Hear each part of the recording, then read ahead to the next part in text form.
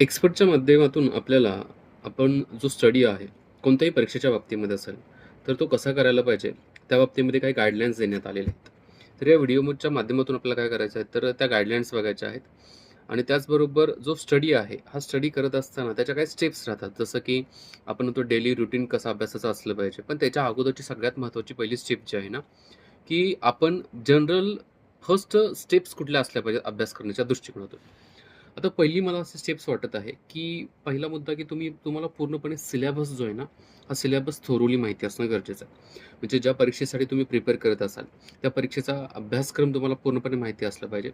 आणि त्याचबरोबर just study या दृष्टिकोनातून नाही आहे, तर त्याच्यावरती कशा प्रकारचे क्वेशनिंग आलं होतं, या बाबतीमध्ये पण माहिती असणं गरजेचं आहे. पहिला मुद्दा म्हणजे नो युअर सिलेबस थोरोली. दुसरा जो आहे की आपला सोर्स म्हणजे स्टडी करण्यासाठी जे मटेरियल तुम्ही यूज करणार आहात ना, तर ते मटेरियल जे आहे ते लिमिटेड असलं पाहिजे.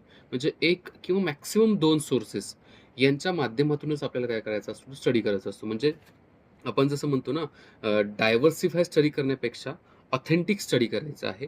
पर्टिक्युलरली जी पुस्तकं असतील किंवा जो सोर्स असेल, त्या सोर्समधूनच अभ्यास करायचा आहे. म्हणजेच फिक्स युअर सोर्सेस आहे. त्याच्यानंतर तिसरा जो आहे, तर आपला डेली आणि वीकली अभ्यासाचा प्लॅन कसा असला पाहिजे, त्याचं एक प्रॉपर नियोजन आपण करणं गरजेचं आहे. म्हणजे तुम्ही फुल टाईम अभ्यास करणार असाल, तर त्याचं नियोजन कसं करायला पाहिजे.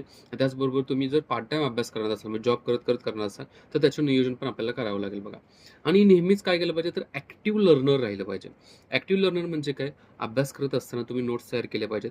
त्याचबरोबर त्याच्या संदर्भातला एखादा पाठीमाग क्वेश्चन विचारला असेल, तर तो क्वेश्चन पण बघणं गरजेचं आहे. त्याचबरोबर काही अशा प्रकारचे लर्निंग लेसन्स असतील, की जे तुम्ही जे अभ्यास केलेला आहे, तुम्ही जे वाचलेलं आहे ना, त्याला कनेक्ट असेल, तर ते मुद्दे पण अभ्यासणं गरजेचं आहे बघा. ओके.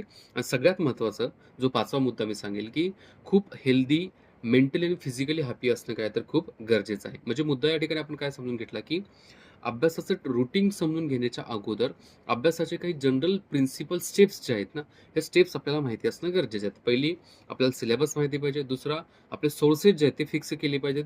डेली आणि वीकली आपलं टाईम टेबल आपण डिसाईड केलं पाहिजे. ॲक्टिव्ह लर्निंग पद्धतीने आपल्याला स्टडी केला पाहिजे आणि हेल्दी राहिलं पाहिजे मेंटली आणि फिजिकली. या 5 मुद्द्यांना आपण काय केलं तर पहिल्यांदा विचारात घेतलं पाहिजे.